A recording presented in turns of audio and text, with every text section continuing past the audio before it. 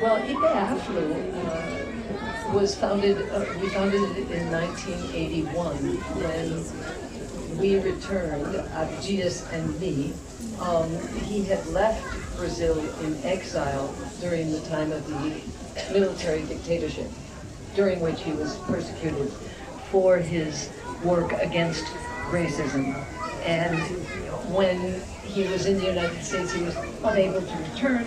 And that was when he developed a lot of his artwork as well. So in 1981, we were returning to Brazil, and we founded the Afro, the Afro-Brazilian Studies and Research Institute, originally in São Paulo and then in Rio de Janeiro. So the idea was to, on the basis of Abdias's work and archives and artworks, work with with education in Brazil to bring the African matrix of tradition, culture, and philosophy into Brazilian thought, because it had always been part of Brazilian culture, life, but had not been explicitly recognized. So that was and still is our major mission. So we work with the artworks and the library and the writings of Abdias and his documentary archives as well. So I'm sorry to say that we do not have our website in English yet. So almost everything is in Portuguese on the website. But I think that in the context of this conversation, I would like to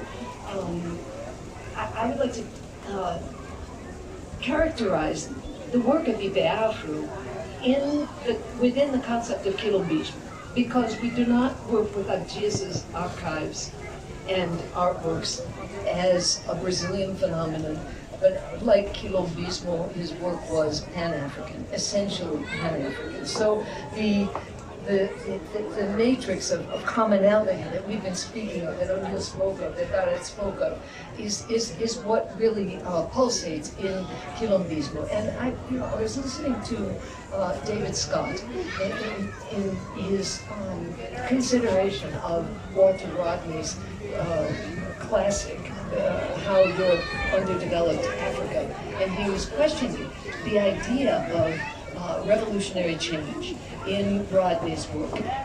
And we lived through that moment. It was in the 1970s, and there was so much conflict between the idea of revolutionary struggle, seen from a Marxist point of view, which did not want to contemplate spirituality, the aesthetics, and the political dimension of the spirituality and the aesthetics, and the commonality that we find in those aesthetics, in that experience, through the Pan-African world. And Scott was saying that there seems to be a loss of the idea of revolutionary change as Rodney envisioned it, in the sense of changing the world to a classless society, and the objective of which seemed to be economically so important, and seems to have been lost as an objective. And it made me think about Abdias's original idea of Quilombismo, because he posits it as a proposal for the organization of the Brazilian nation, the Brazilian state. It's not a proposal for community organization. That's not how he viewed it. But in the way that David Scott was considering the idea of revolutionary change, and the way that we see how Quilombos,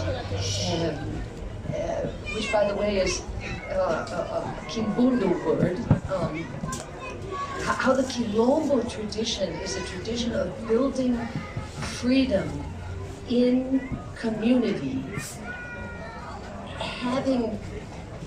having resisted by leaving the situation in which you are enslaved.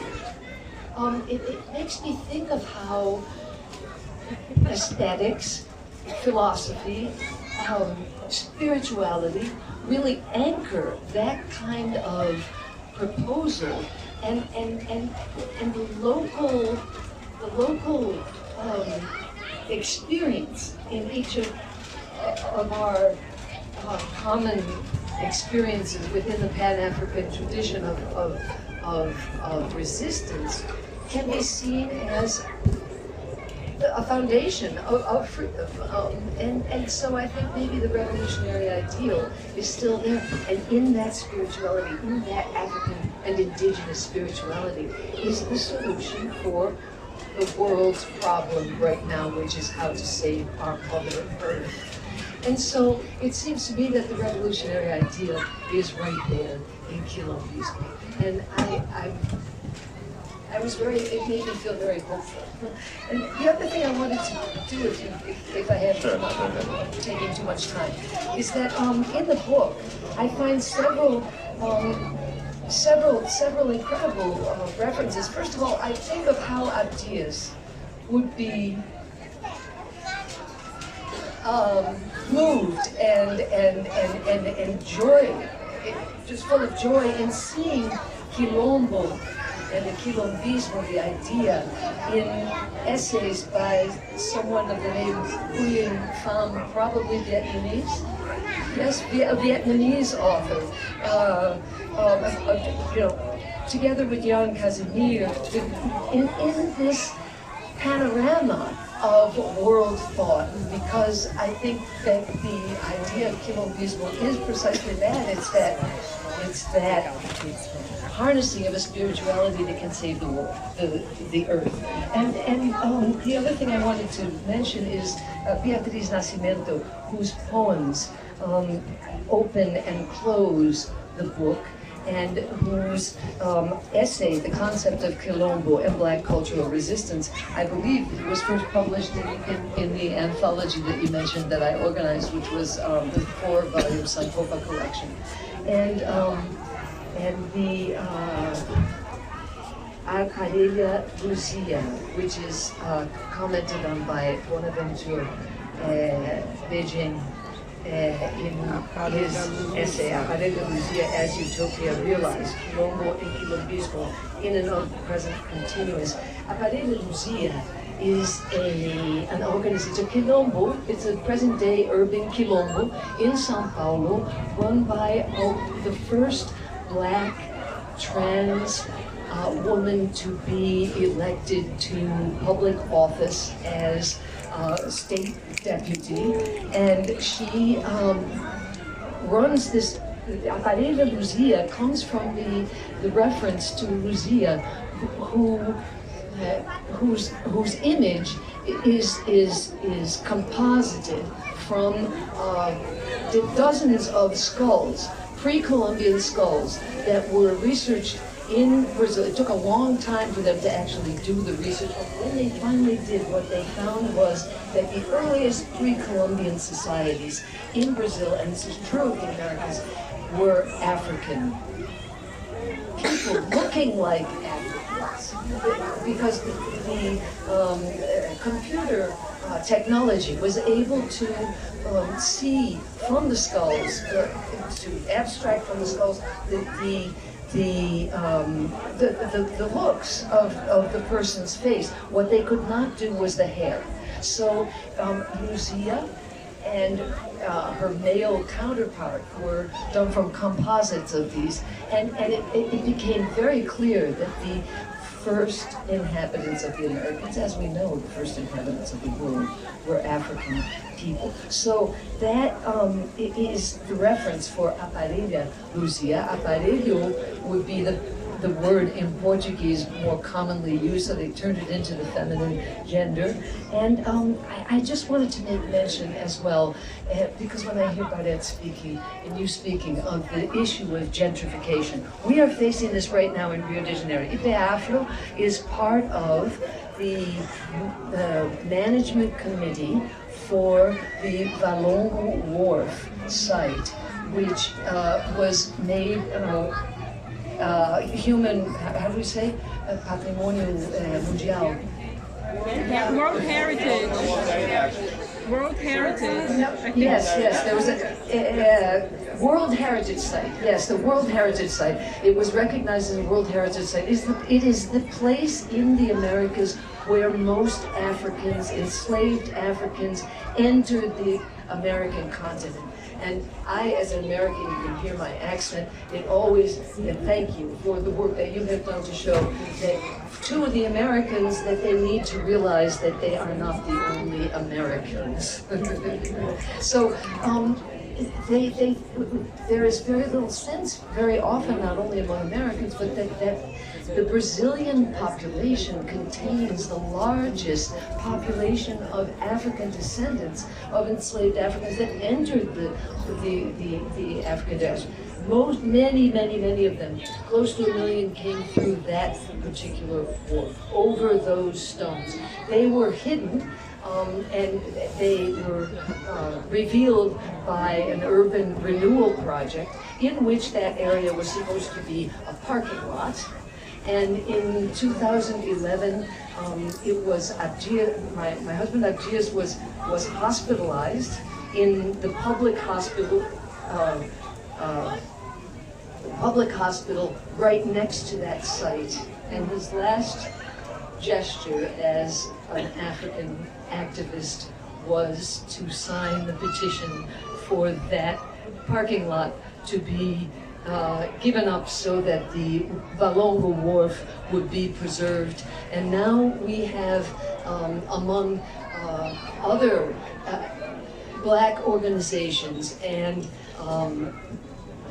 government organizations that have been revived from the desert of annihilation to which they have been ascribed by the previous government, are faced with the, in this management committee, the task of bringing that area together. And UNESCO has always says with these areas that it's not just the archaeological site itself, but it's also the surrounding area. And that area is an area in which a process of gentrification is almost inevitable unless we intervene. And we have been able to hear the Brazilian National Development Bank in the last 2 weeks ago, at least a state. They made a statement in which they said that by funding the project they're developing around the wharf, it's called Pequena Africa, Little Africa, that in the process of that renewal, they are committed to avoiding a situation of gentrification. So that hopefully gives us some hope, and we will move forward from there. I'm afraid I've been speaking too much. Thank you so much.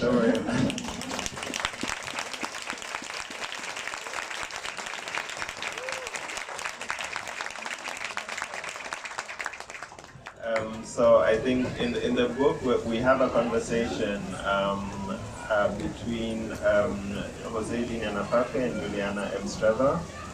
These are two scholars, filmmakers, and lecturers who are working on the ideas of Quilombo and Quilombismo in this context and beyond.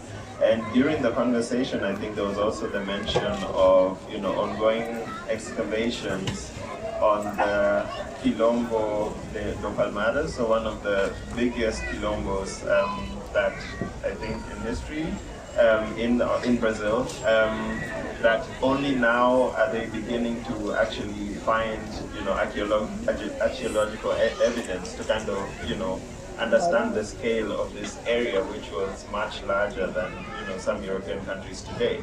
And so when we talk about Quilombo not just being a philosophy, but rather more like a constitution, it's really to be understood in the context of this geographical scale.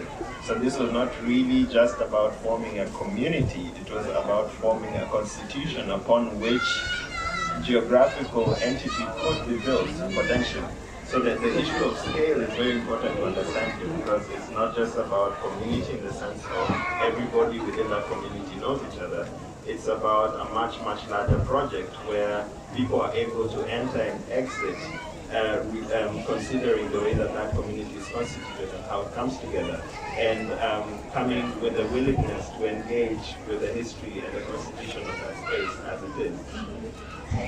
It's important to say historically that the Palmares Quilombo is the one that is most well known.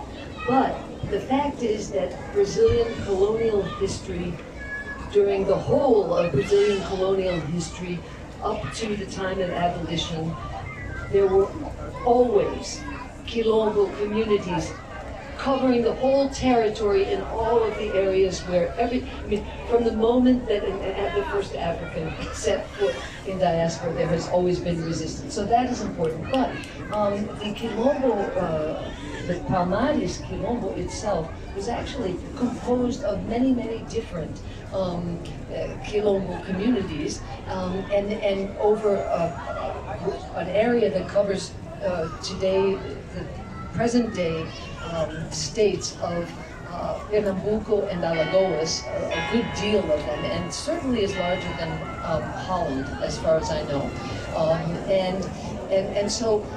And they resisted against the Dutch, the Portuguese, and the Brazilian bandeirantes for 100 years, from 1595 to 1695. These Africans resisted, and as Richard Price shows in his studies of maroon societies, like maroon societies in all of the diaspora, they relived African ways of life, economic, political organization, and social organization, and also welcomed indigenous native peoples into their communities. Because you mentioned Valongo Wharf, I feel the need to cite someone and to bring a Black woman landscape architect's name into the space. Her name is Sarah Zalda. I don't know if you know of her, but she was, her pitch was accepted, or her, I should say, her pitch was accepted by the Brazilian government to redevelop the Valongo Wharf area. I haven't seen it, but I do know that her architectural firm, she worked in Seattle for many years, and she and I both work with a community organization called Wanawar. You know Farah. So she works in doing that kind of maroonage work, that kind of fugitivity work, and re-anchoring it in the memory of space to scale, as you were talking about, right? So she was commissioned to do this resetting of the Valongo Wharf, honoring those histories. She did deep research in fashioning seating areas made of the original stonework that was found in that area, making sure that all of the vegetation of the area was planted with all of the original vegetation and plant life and tree life of the area, but also reckoning to histories as far back as the giant continent, Pangaea, right? The point of Africa that was connected with Brazil before the continent split. And showing why the vegetation along the western coast of West Africa is similar to that coast of Brazil. And then also speaking to why does Brazil have the largest Black population outside of Africa now? Because it received the largest number of enslaved peoples, right? So there's all of that work that's happening. And she's now based in New York, Sarah Zoda, right? So please look her up. She's doing this kind of work as well as a landscape architect. So to look her up, the spelling of the name is Z-E-D-W-E, Sarah Zoda. Thank you very much.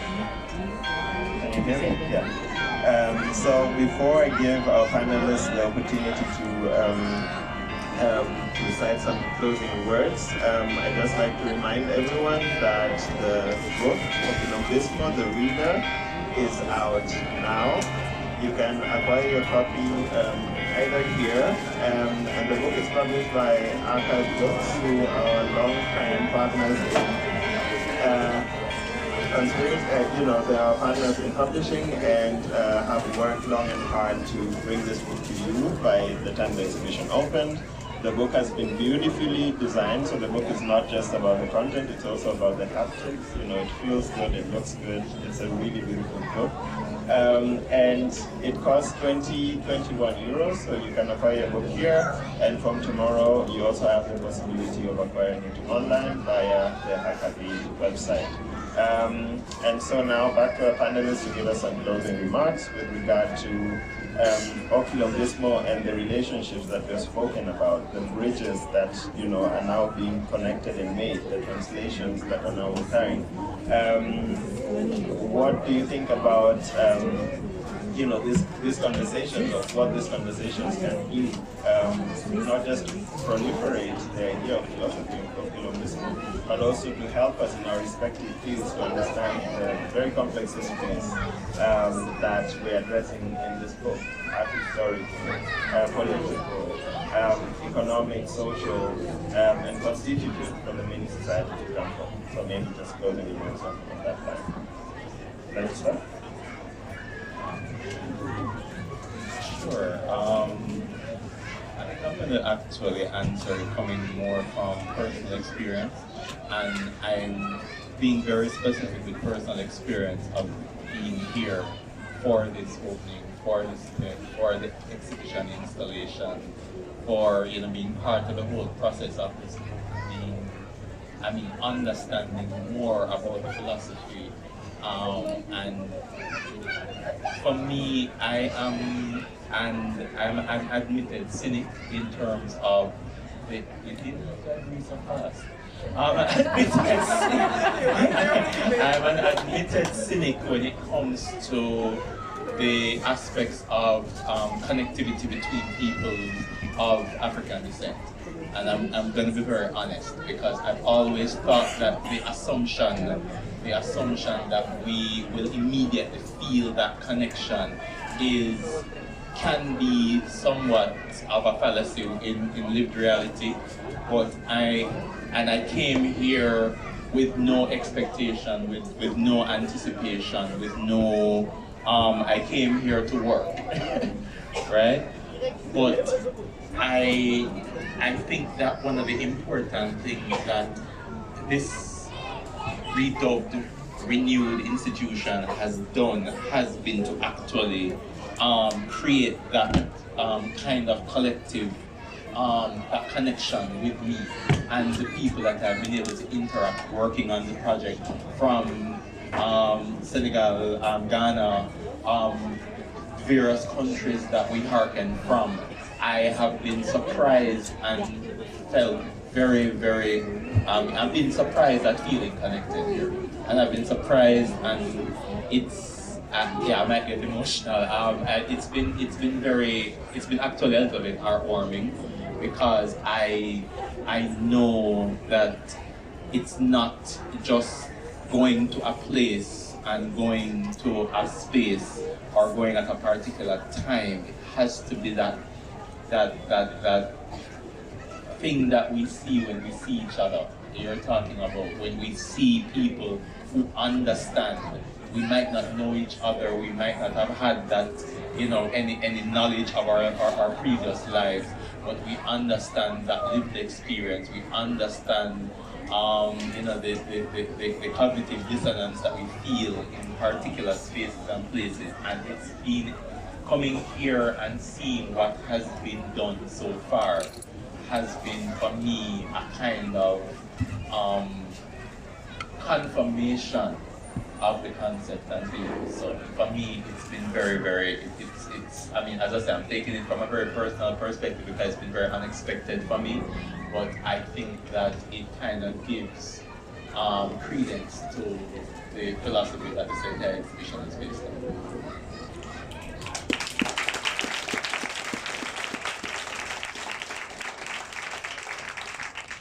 on.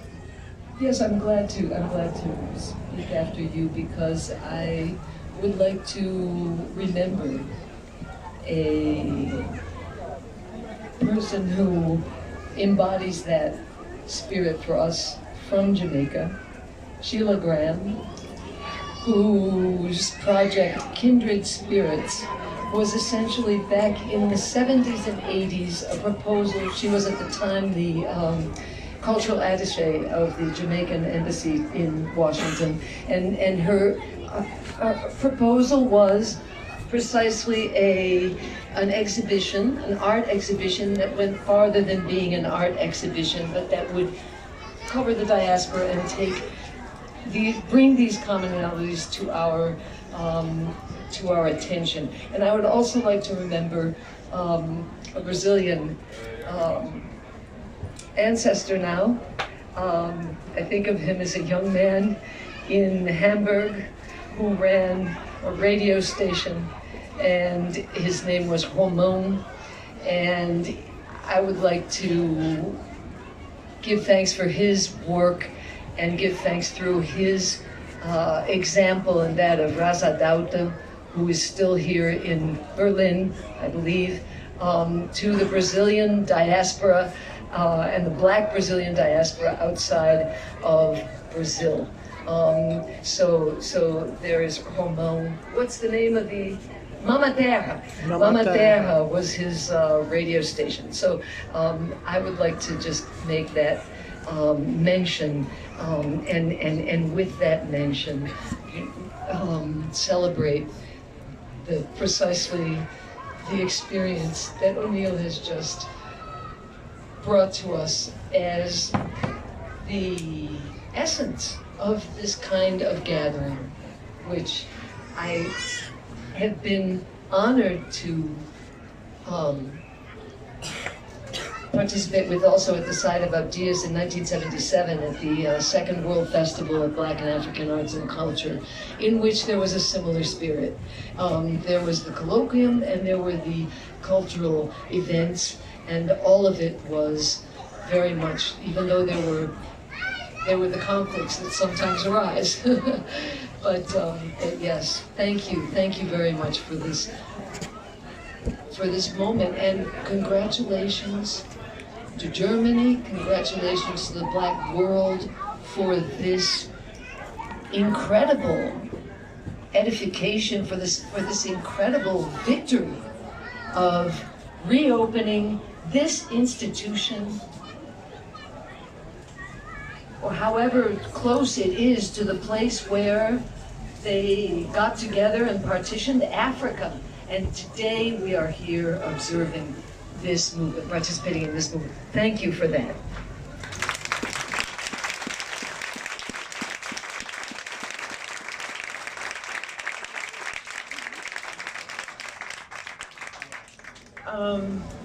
I think I can't help but think about just from that personal place of always experiencing a sense of orphanage in the world, like, which I write about in the piece about just having naturalized in different countries, and it sort of forces you to constantly seek connection, right? And also for you to see very obviously where there is disconnection. There's an expression I've learned in the United States of America called "not all skin folk are kinfolk," right? And that can be true, but I constantly seek to disprove that as well, right? Because even though I always find myself in places that I am not originally from, I am always reinforced by that possibility of connection, not just through gestures, but through collaboratively trying to find how to satisfy our desires collectively, because we have collective desires, right? And to speak very candidly, Washington is a very, very wide space in the continent of America. It's in the Pacific Northwest. There's not a large population of people of color, Black people, much less Black immigrants. Then it's even further out. And to find and create spaces together is very difficult. And so I have to cite Wana Wari, that was co-founded by a few artists, namely Elishaba Johnson and Inye Wakoma, who is the land steward of this home. In a formerly redlined neighborhood called Central District, they turned Inye Wakoma's grandmother's house into a community house. And this community house is like an art house where they have exhibitions, they have film screenings, they have theater, they have dance, they have a meal program where they serve hundreds of meals every week to communities members who need the food for free, no questions asked, working in collaboration with local chefs, black chefs. They are there to create safe space and refuge and maroonage for black people within that geography. And it is Quilombo, exactly. It is a Quilombo in Washington State. And so I had to speak to that as well because I've only been living in Washington for 7 years. I was in New York before that, and so on and so on. And coming out there, it was hard to find community. I found community in that house. I met Sarah because of that house. Right? I made that work about gentrification because of that house. The Central District in Washington State, in Seattle, though it was a formerly segregated neighborhood, now all those black families that were forced to live in that neighborhood are now being forced out. They can't afford to live in the neighborhood that historically they built. Right? So I think about how many people from all over the far reaches of the city where they've been forced to go and live, how they find each other through these cultural connections and activities in that house as example of what Bono and your team and everybody has accomplished here, despite the complicated histories. And that is what should cure us of our cynicism in finding connection in the African diaspora. And I'm so grateful. I'm so grateful for this. Thank you. Thank you so much.